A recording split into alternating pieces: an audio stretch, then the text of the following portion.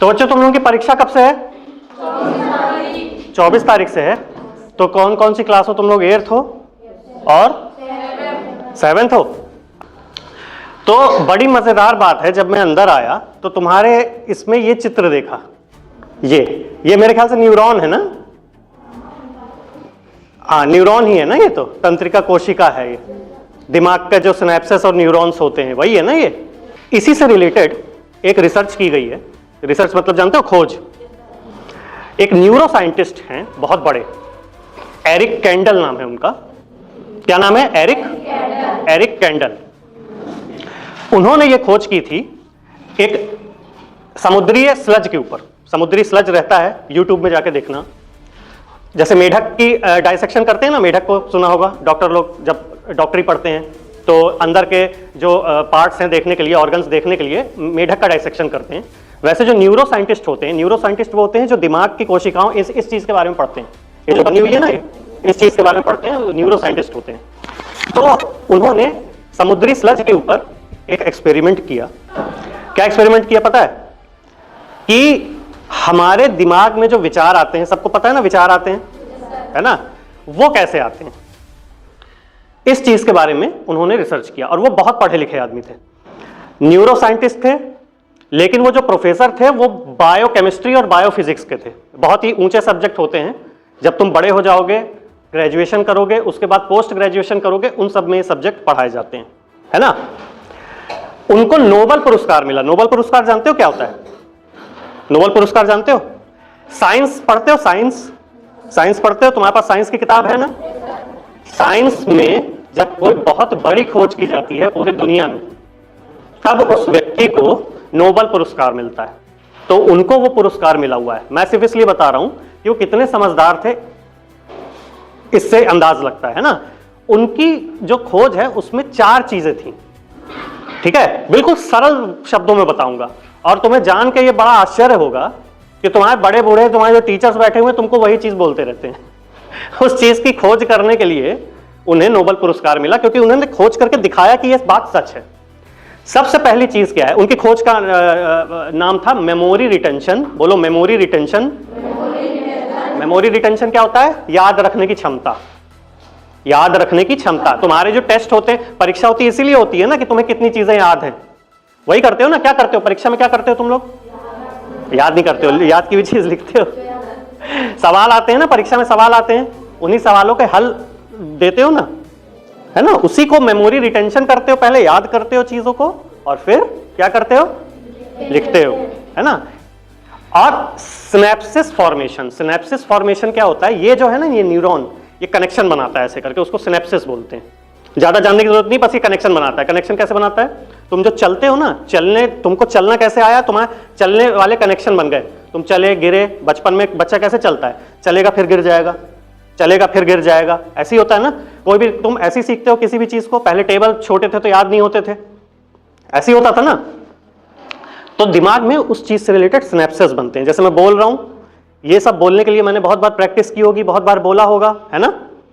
तो मेरे दिमाग में इससे रिलेटेड सिनेप्सिस बने हुए हैं, ठीक है। इनकी खोज इसी के ऊपर थी। तो इस खोज से 4 बेसिक चीजें निकलती हैं। सबसे पहली चीज क्या है पता है? किसी भी चीज को अगर दिमाग में बैठाना है तो उसे बार बार पढ़ना होगा। क्या करना होगा? बार बार पढ़ना होगा। किसी भी चीज को अगर दिमाग में बैठाना है तो बार बार पढ़ना होगा। सिंपल शब्दों में भाई, वो जो रिसर्च पेपर है वो इतना सारा है, वो अगर किताब के रूप में करेंगे, इतना बड़ा पन्ना एक लेंगे, इतना बड़ा पन्ना लेंगे, तो रिसर्च इतनी हो जाएगी। अब उसका सार यही है। पहला क्या है? किसी भी चीज को याद करना है तो उसे बार बार पढ़ना होगा, चाहे टीचर्स बोलते हैं चाहे नहीं बोलते हैं।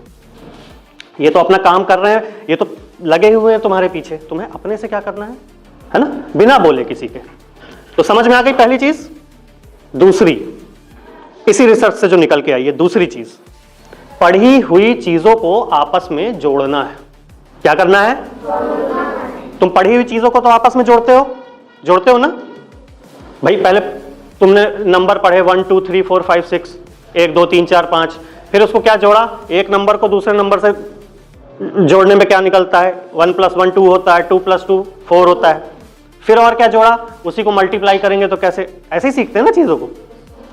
फिर अब तुम साइंस पढ़ते हो तो तुम्हें दो चीजों का वजन निकालना है तो जोड़ने की तकनीक का उपयोग इधर करते हो कि 4 किलो में 4 किलो जोड़ेंगे तो कितना होगा। तो पढ़ी हुई चीजों को जोड़ना है, ठीक है। पढ़ी हुई चीजों को जोड़ा कैसे जाता है पता है? जब तुम कोई चीज पढ़ते हो उसके बाद उसी चीज के विचार तुम्हारे दिमाग में घूमने चाहिए। पढ़ लिया, पढ़ने के बाद खेलने कूदने लग गए, फिर थोड़ी देर बाद मैंने क्या पढ़ा था याद करो। भले याद नहीं आए कोई दिक्कत नहीं है, आदत पड़ेगी इससे। जितने भी साइंटिस्ट और इंजीनियर हैं जो इनोवेटर्स हैं ना, जो चीजों का इनोवेशन करते हैं, वो ऐसे ही अपने दिमाग को आगे बढ़ाते हैं। समझ में आई बात? ठीक है, दो चीज समझ गए, ठीक है। तीसरा, अपने दिमाग को शांत रखना सीखना पड़ेगा। इस रिसर्च से ये सामने आया है कि जो स्ट्रेस होता है ना, स्ट्रेस मतलब जो चिंता परेशानी होती है ना, उसके बावजूद अपने आप को ना शांत रखने की जो कला होती है वो लानी पड़ेगी। ये सबके लिए जरूरी है, तुम्हारे लिए भी जरूरी है, बड़े लोगों के लिए भी जरूरी है, हर किसी के लिए जरूरी है, ठीक है। तो शांत रखने की कला के लिए क्या होता है, बहुत ही सिंपल एक चीज है। इसे बहुत बड़े बड़े डॉक्टर बताते हैं, बहुत बड़े बड़े जो साधु महात्मा है वो बताते हैं। जब भी परेशानी हो, परेशान हो जाओ, जब भी चिंता आए, सांस लंबी लेनी है, पेट तक, पेट फूलना चाहिए ऐसे जैसे बच्चा सोता है तो बच्चे का पेट फूलता है ना। हम लोग सांस लेते हैं हमारी छाती फूलती है क्योंकि हम यहीं तक सांस लेते हैं, यहां तक लेते हैं फिर वापस कर देते हैं। सांस यहां तक आनी चाहिए। 10 सांस लोगे अपने आप वो जो इमोशनल साइकिल है वो टूट जाती है। बहुत ही सिंपल तरीका है, एथलीट्स करते हैं, कोई डॉक्टर बड़े बड़े हैं ऑपरेशन करने जाते हैं वो करते हैं, बड़े बड़े मैथमेटिशियन हैं जब उन्हें हल नहीं निकलता तो वो करते हैं, जितने लोग हैं सब। ये बहुत ही सिंपल तकनीक है, इसका मैं बताऊंगा कि वो क्या है। तो 3 हो गया, एक हो गया स्ट्रेस नहीं करना है, दूसरा है बार बार रिपीट करना है जो पहला नंबर का पॉइंट बताया था, है ना। तीसरा है अपने आप को रिकॉल करना है, एक्टिव रिकॉलिंग करनी है। जिसमें से चौथा निकलता है, चौथा क्या निकलता है पता है? अपने आप पढ़ना है, अपने आप चीजों को हल करना है। टीचर पढ़ाते हैं ठीक है, अपने आप मतलब तुमको किसी को बोलना ना पड़े कि बेटा पढ़ो। इसे इंग्लिश में क्या बोलते हैं पता है? इस चीज को, अपने आप सीखने की कला को, जो इंसान अपने आप चीजें सीखता है, क्या बोलते हैं पता है? ऑटोडिडाक्टिज्म। लंबा शब्द है, ऑटोडिडाक्टिज्म। ऑटोडिडाक्ट, ऑटो बोलो, ऑटो डिडाक्ट।